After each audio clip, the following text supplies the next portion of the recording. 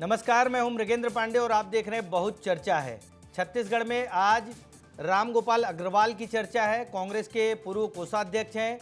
आज उन्होंने ईओडब्ल्यू कार्यालय में सरेंडर किया। पिछले 2 दिनों से उनके बेटे से पूछताछ की जा रही थी, लगातार पूछताछ की जा रही थी, क्योंकि कांग्रेस सरकार में जो घोटाले हुए उन कई घोटालों में इनका नाम है। आज ईओडब्ल्यू दफ्तर पहुंचे हैं। थोड़ी देर में बताया जा रहा है कि उनको कोर्ट में पेश किया जा सकता है। छत्तीसगढ़ की राजनीति की सबसे बड़ी और महत्वपूर्ण खबर है, इसी विषय पे आज चर्चा करेंगे। सबसे पहले हमारी ये रिपोर्ट देखिए, फिर हम चर्चा को आगे बढ़ाएंगे।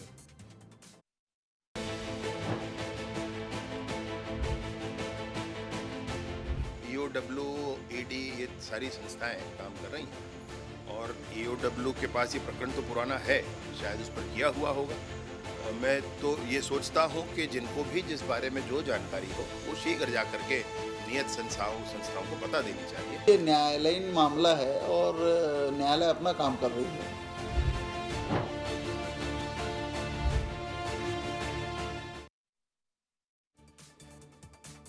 तो रामगोपाल अग्रवाल पर कोयला घोटाला, इसके साथ साथ कई घोटालों का आरोप है। करीब 4000 करोड़ के घोटाले के आरोप लगे हैं। यही नहीं, इन पर जांच एजेंसियों ने यह भी आरोप लगाया कि घोटाले का पैसा कांग्रेस भवन वहां से डिस्ट्रीब्यूट किया जाता था। आज इसी विषय पे चर्चा करेंगे।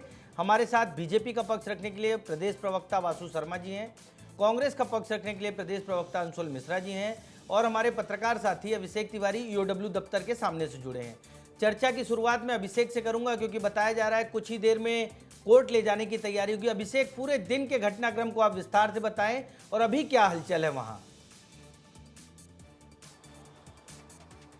बिल्कुल, देखिए, आज के घटनाक्रम से पहले कल के घटनाक्रम की बात करनी होगी, क्योंकि उनके बेटे को कल से ही जो है पूछताछ के लिए बुलाया गया है। देखिए, इसमें बताया जा रहा है कि जानकारी ये निकल के आ रही है कि कोयला घोटाले मामले में, यही ईओडब्ल्यू की तस्वीर दिखाई है, कोयला घोटाले मामले में जो है उनको पहले उनके बेटे को जो है यहाँ बुलाया गया, उनसे पूछताछ की गई और उसके बाद आज भी जो है समन भेजा गया था। इसके साथ ही साथ जो रामगोपाल अग्रवाल हैं उनको भी लगातार जो है समन भेजे जा रहे थे अलग अलग घोटाले में, क्योंकि उनके ऊपर आरोप लगे हैं कई घोटालों के। ना सिर्फ कस्टम मिलिंग घोटाला, ना सिर्फ कोयला घोटाला, बल्कि कई घोटालों में उनके नाम को जो है जोड़ा गया है। इसके साथ ही उनके खिलाफ नॉन बेलेबल वारंट भी जारी था और लगातार बताया जा रहा था कि वो फरार हैं और कहाँ थे इसकी जानकारी किसी को नहीं थी।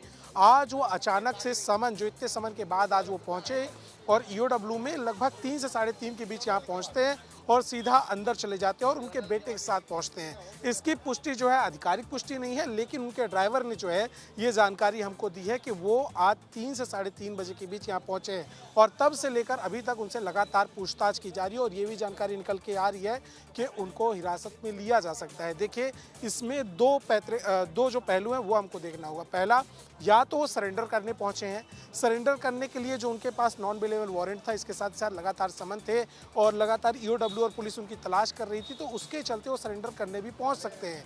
लेकिन इसके अलावा दूसरा पहलू ये हो सकता है कि अंतरिम जमानत लेकर वो यहाँ आए, वो पूछताछ जो उनके लिए समन के लिए भेजा गया था वो दें और वो यहाँ से पूछताछ पूरी होने के बाद जा भी सकते हैं। तो लेकिन ज़्यादा जो अभी तक देखा जा रहा है कि सरेंडर के चांस बने हुए हैं, इसलिए यहाँ आपको देखने को मिलेगा कि यहाँ पूरी तरह से दरवाजे को बंद कर दिया ठीक है अभिषेक, रामगोपाल अग्रवाल के सरेंडर के चांसेस बने हैं। अंतरिम जमानत अगर होती तो इसकी चर्चा होती। मैं अंशुल मिश्रा जी के पास आऊँगा। अंशुल जी, 3 साल बाद सामने आए हैं आपके पूर्व कोषाध्यक्ष, हालांकि अभी कोई कोषाध्यक्ष है नहीं तो मैं वर्तमान कोषाध्यक्ष भी कह सकता हूं। क्या लग रहा है वास्तव में 4000 करोड़ के घोटाले का आरोप लगा है? क्या सच्चाई क्या है? कांग्रेस पार्टी क्या सोचती है? मान्यवर, आप सभी को मेरा नमस्कार है। और 2 लाइनें याद आ रही थी मेरे को कि सवाली में हीरों की चमक कम नहीं होती और करो सोने के 100 टुकड़े तो कीमत कम नहीं होती। कांग्रेस के कार्यकर्ता हैं वे और उनका पुराना अपना एक इतिहास है, कांग्रेस के लिए बड़ा समर्पण है। लेकिन जैसा कि हमें और आपको सबको पता है कि आज आज़ाद हिंदुस्तान के इतिहास में पिछले 12 वर्षों में जो विपक्षी दलों के साथ हो रहा है, इस बात से वो भी अछूते नहीं हैं। और चूंकि यह जो मामला है वह अभी माननीय न्यायालय में लंबित है, इसके ऊपर ज़्यादा टीका टिप्पणी करना न्यायोचित भी नहीं होगा। आने वाले भविष्य में कानून व्यवस्था क्या कहती है, किस प्रकार का मार्ग प्रशस्त नहीं, करती 3 है। साल से कहाँ गायब थे? कुछ पता है आप लोगों को? कहाँ रहे? देश में रहे, विदेश में रहे, बहुत सारी चर्चाएं रही, कहाँ रहे हो? नहीं, 3 साल से कांग्रेस के साथ खड़े रहे, कांग्रेस के किसी कार्यालय कार्यक्रम में तो नहीं दिखे हो? कार्यालय में कोषाध्यक्ष का काम कार्यालय जाने का होता है, अपने व्यापार में रहने का होता है। कोषाध्यक्ष का काम धरातल पर रहने का होता है। लेकिन यह एक बहुत बड़ा सगुफा गढ़ाया गया कि वो गायब हैं, वो परेशान हैं। अगर मैं आपसे एक टेक्निकल बात पर चर्चा करना चाहता हूं आज, अगर वो गायब थे, अगर वो फरार थे, तो क्या ये हिंदुस्तान की एजेंसीज का सबसे बड़ा फेल्यूर नहीं था? अगर आप एक साल ठीक है, वासु शर्मा जी से जवाब ले लेते हैं। एक सेकंड, एक तरफ ये कहा जाता है कि 4000 करोड़ रुपए का घोटाले का आरोप है और दूसरी तरफ 4000 करोड़ का तथाकथित घोटाला करने वाला आरोपी जो होता है वो फरार होता है। ये कैसी एजेंसियां हैं? ये कैसे काम चल रहा है? वासु शर्मा जी, अंशुल मिश्रा का पहला सवाल यही है कि 4000 करोड़ के घोटाले का आरोप लगा और 3 साल से आदमी फरार है, पकड़ ही नहीं पा रही है एजेंसी, क्या काम कर रही है? देखिए मिगेन जी, जिस प्रकार से रामगोपाल अग्रवाल के ऊपर जो आरोप हैं, चाहे शराब घोटाला हो, कस्टम मिल घोटाला हो, चाहे परिवहन, कोल परिवहन का घोटाला, उन पर आरोप है। जैसा आपने बताया कि 4000 करोड़ से ज़्यादा का आरोप है। अपने ईओडब्ल्यू अपना काम की, ईडी ने अपना काम किया, निश्चित रूप से खोजबीन की होगी, लेकिन वो फरार थे। बहुत सारे मीडिया खबरों में चल रहा था कि 3 साल से फरार हैं। अब अंशुल जी कह रहे हो कि पार्टी की बैठकों में आते थे, तो अंशुल जी और कांग्रेस के लोगों को बताना चाहिए कि कभी वो दिखे क्या फोटो में, कभी कहीं पर फोटो है क्या। और सवाल तो ये है मिगेन जी कि बगैर कोषाध्यक्ष के कांग्रेस पार्टी चल कैसे रही है? यानी वो तो फरार थे, कोषाध्यक्ष पार्टी में था नहीं, तो बगैर कोषाध्यक्ष की पार्टी चल कैसे रही थी? यहीं पर झोल है कि पहले तो वो कोषाध्यक्ष रहते हुए, ये सारे खबरों में छपा, आज भी चल रहा है कि अपने कोषाध्यक्ष कालकाल में कांग्रेस भवन में ये भ्रष्टाचार के पैसे को कांग्रेस भवन से डिस्ट्रीब्यूशन का आरोप है उन पे।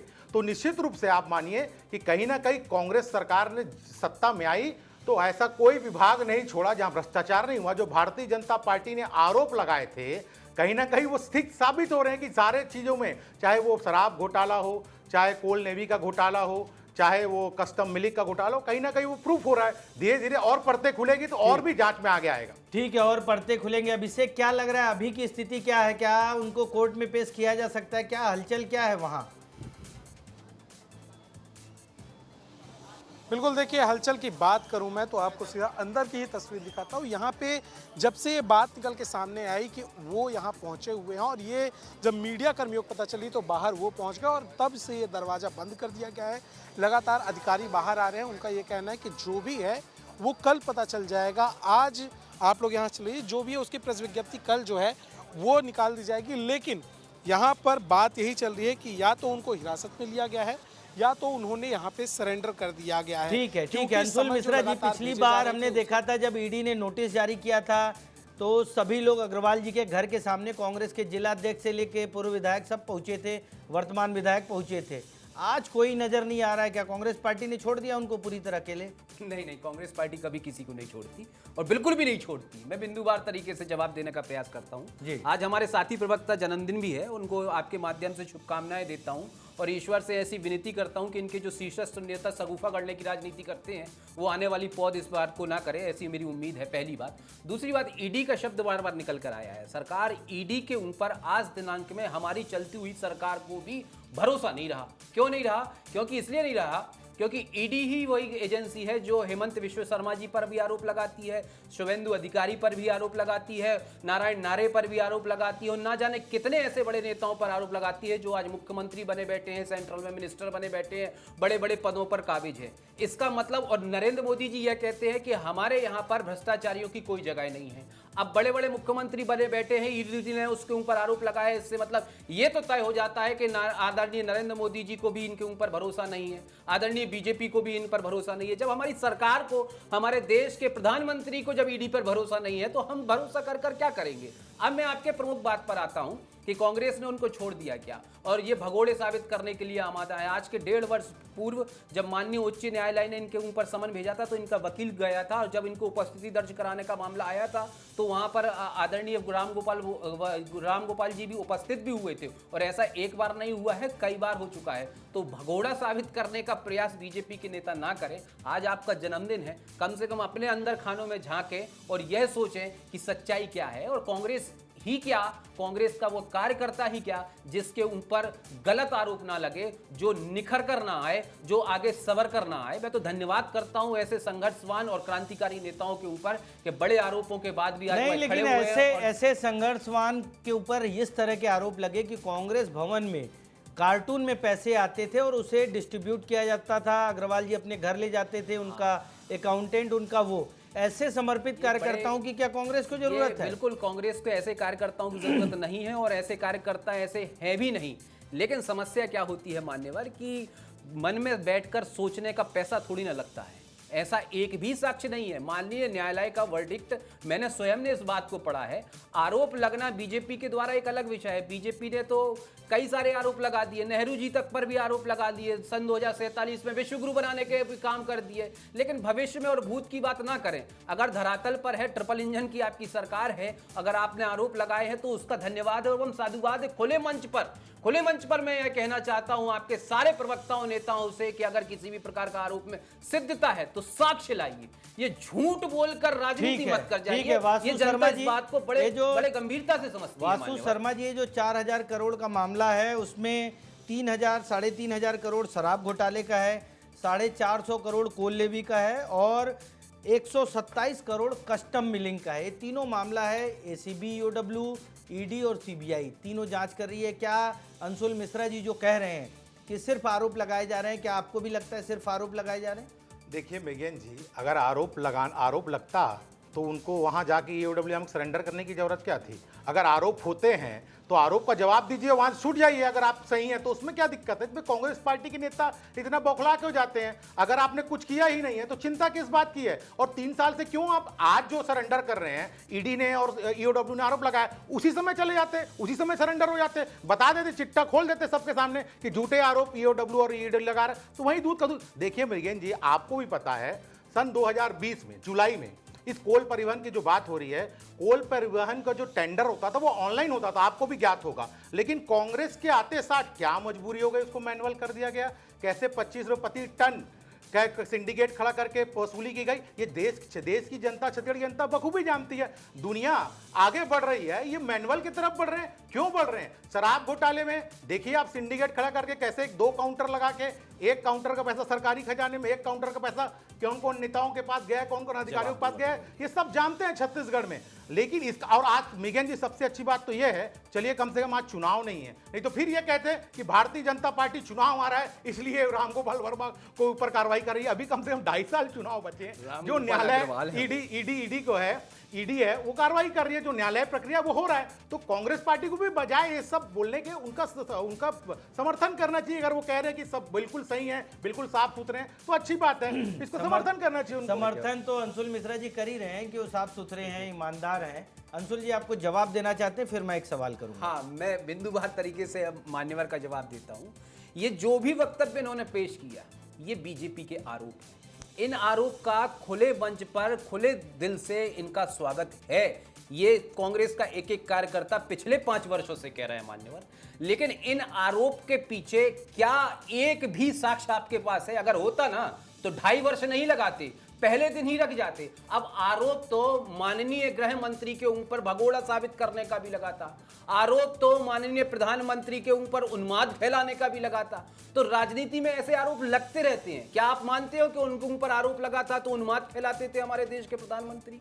क्या आप मानते हो कि देश के जो गृह मंत्री थे उनको भगोड़ा साबित करने का आरोप लगा था तो वो भाग गए थे? क्या आप ऐसा मानते हैं कि गुजरात में जो दंगे हुए थे उसका कर्णधार जो था वो नहीं, आज हम लोग अग्रवाल जी पर सीमित रहते हैं। मैं कह रहा हूं, वही मैं कह रहा हूं, विषय मुद्दे पर रहते हैं, आप लोग इधर उधर चले जाते हैं। वही मैं कह रहा हूं कि व्यक्ति विशेष पे सीमित रहने की आवश्यकता नहीं है। आवश्यकता जो है जानकारी के अभाव की है, जानकारी लेने की आवश्यकता है। मान्य नहीं, लेकिन आप जो कह रहे हैं सिर्फ आरोप लगाए जा रहे हैं। बड़े बड़े लोग जेल में गए, शराब घोटाले में अधिकारी गए, नेता गए, चाहे महादेव सट्टा है, वो जो घोटाले हुए हैं कांग्रेस सरकार में, जो उसमें बहुत से लोग 1-1, 2-2 साल, अधिकारी तो 2-2, 2.5 साल जेल में रहे। तो जेल में रहे, अगर साक्ष्य नहीं होता तो तुरंत जमानत मिल जाती। जब देश में जब डिक्टेटर की राजनीति होने लगती है ना, तो कई सारे लोग जेल में जाते हैं। हमारे भारत का पुराना इतिहास है, हम भी आंदोलन से निकले क्रांतिकारी कार्यकर्ता हैं, हम भी कई बार जेल गए हैं। मैं आपका टेक्निकल इसका जवाब देना चाहता हूं। जेल गए 2-2 साल जेल में थोड़े रहे। मैं जवाब देता हूं ना, इसी का तो जवाब देता हूं। एक तरफ 16,000 पन्नों की चार्जशीट लिखी जाती है ईडी के द्वारा, जिसे पटकथा कहा जाता है, जिसमें सारे आरोप लिखे जाते हैं।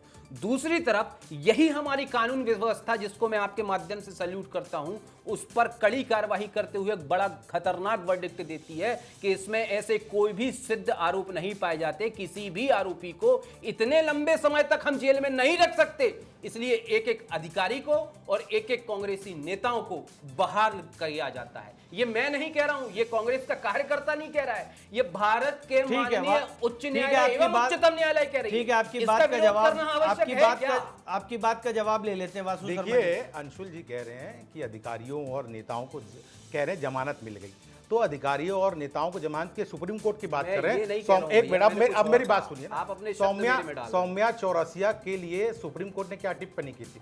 सौम्या बता चौरसिया देता हूं। जमानत के लिए जाती थी तो उनके खिलाफ सख्त टिप्पणी करनी, फाइन भी ठोका था उनके ऊपर झूठ मत बोलिए आप। कि भाई मैं आप जवाब बार बार दे रहा हूं। जमानत के आते हैं, आपके खिलाफ साक्ष्य है, आप बार बार मत मैं आइए, आप जवाब हाई दे रहा हूं। कोर्ट ईओडब्ल्यू जाइए। अब देखिए, ये फंस गए। प्रिंट अखबार में है, 5 आप जाके सेकंड, पढ़ 5 लीजिए सेकंड इस में बात जवाब को। दूंगा। और लगातार भ्रष्टाचार झूठ हुआ इनका पकड़ा गया। है। इनके कवासी लखमा जेल में थे, तो क्या कहेंगे अंशुल जी? मैं अंशुल जवाब जी क्या वो भ्रष्टाचारी नहीं मैं है? जवाब उनके दे रहा ऊपर तो बुरा आरोप है। उनको अरे तो साहब। छत्तीसगढ़ में रहने के लिए भी कोर्ट ने कहा है कि आपको बाहर रहना है।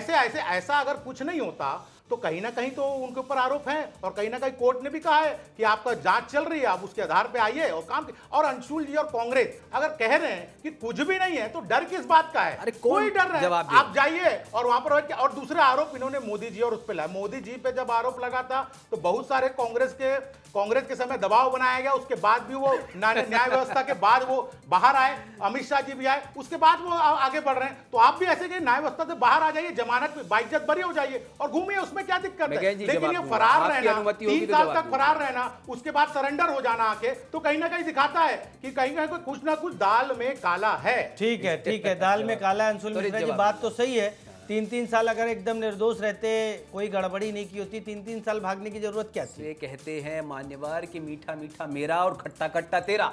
क्यों कहते हैं? क्योंकि अभी बीजेपी के प्रवक्ता ने अपने नेताओं की बात बता दी। इन्होंने हमें सलाह दे दी कि अगर भैया आप निर्दोष होते, आप साफ होते, आप पाक साफ स्वच्छ होते, तो ईडी के दफ्तर चले जाते। अगर आप सही होते तो ईओडब्ल्यू के दफ्तर चले जाते। माननीय अभी तिवारी जी खड़े हुए हैं, ईडी के माफ कीजिए, ईओडब्ल्यू के दफ्तर में कौन बैठा है? बीजेपी के नेता नहीं बैठे हैं, हमारे कांग्रेस का वही कार्यकर्ता बैठा है जिसके ऊपर आप आरोप लगा रहे हैं। वो खुद से चल कर गए हैं, किसी ने उनको पकड़ कर अरे तो लाया है। 3 पहली साल बात। बाद आया अब ना, 3 साल बाद। चलिए एक अभिषेक तिवारी के पास एक चलता हूँ। सेकंड, एक एक मिनट अंशुल जी, आप फाइनल कमेंट लूंगा। अभिषेक, क्या नहीं लगता कि 3 साल बहुत बड़ा समय होता है? और एकदम जो अंशुल मिश्रा कह रहे हैं कि सिर्फ आरोप है, तो आपको क्या लगता है सिर्फ आरोप ही है, या कुछ ये एसीबी ईओडब्ल्यू के पास जानकारी भी है, पुख्ता दस्तावेज है, जिसके आधार पे आज अग्रवाल जी बैठे हैं वहां?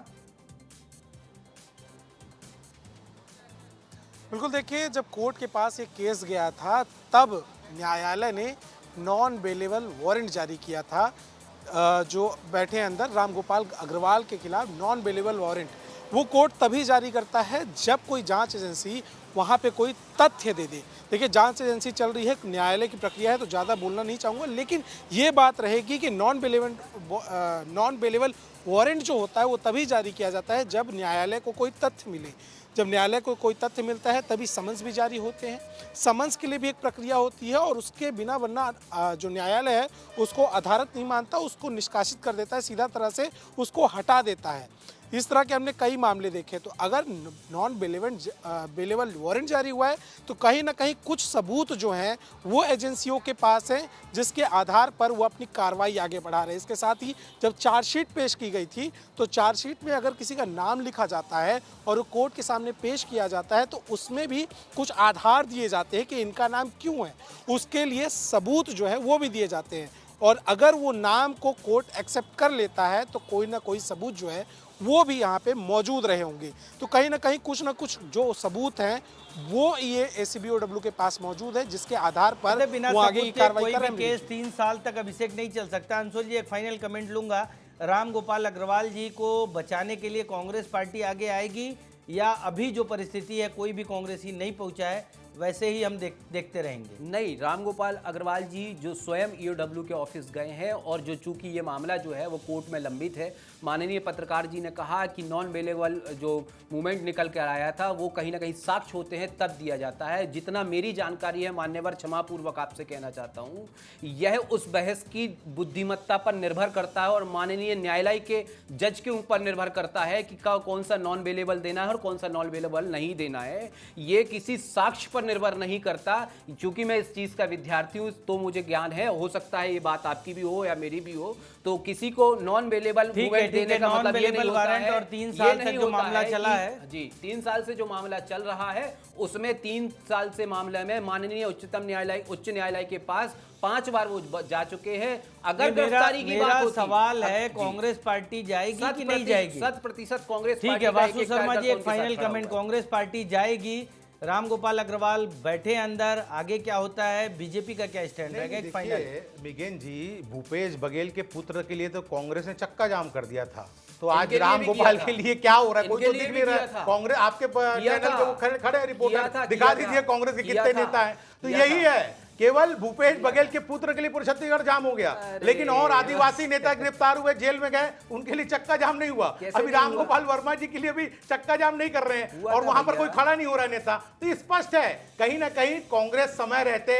इनसे कन्नी काटना चाह रही है। अब जो घोटाला हो गया उसका जवाब तो रामगोपाल वर्मा जी को देना है और कांग्रेस सरकार पे भी आरोप लगेंगे कि उनके सरकार के रहते हुए पार्टी के कोषाध्यक्ष ने इतने फंड जुटाए और इतने कार्यालय बनाए। सुकमा कार्यालय का भी बात है, सुकमा कार्यालय ईडी ने कार्रवाई की थी, सीज की थी कि भ्रष्टाचार के पैसे से बनाए। तो ये सारा जवाब कांग्रेस देना। और मैं मेघन जी फिर से बात कह रहा हूं, कम से कम अभी चुनाव नहीं है, नहीं तो फिर ये कहते कि चुनाव हो रहा है इसलिए भारतीय जनता पार्टी ऐसा कर रही है। ठीक है, कुल तो मिला कम से के कम चुनाव से पहले बीजेपी क्या, ईडी और जांच एजेंसियां लगातार कार्रवाई कर रही हैं। रामगोपाल अग्रवाल पहुंचे हैं, हमारी नजर रहेगी कि आगे क्या होता है। रामगोपाल अग्रवाल की गिरफ्तारी होती है, कोर्ट में पेश किए जाते हैं, इन सब पर हमारी नजर रहेगी। आज की चर्चा में आप सभी लोग शामिल हुए उसके लिए बहुत बहुत धन्यवाद। नमस्कार।